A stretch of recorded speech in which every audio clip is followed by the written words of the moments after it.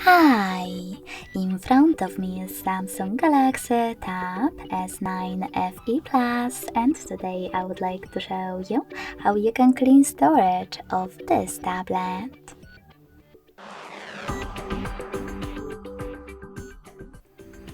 You need to begin by opening Play Store and clicking on the search bar. Following that, type in Files and download this app from Google Developer if you don't have it already.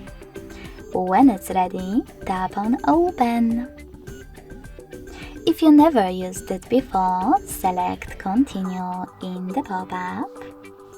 Tap on Allow. Scroll down and select this sweater next to Files by Google. Finally, you can click on Clean on the left, located between three lines and Browse section. Tap on Clean under Junk Files. And last but not least, confirm your choice in the pop-up. So when I do that, as you can see, storage of my device was successfully cleaned. Thanks so much for watching. If you enjoyed this video, smash that like button, comment and subscribe.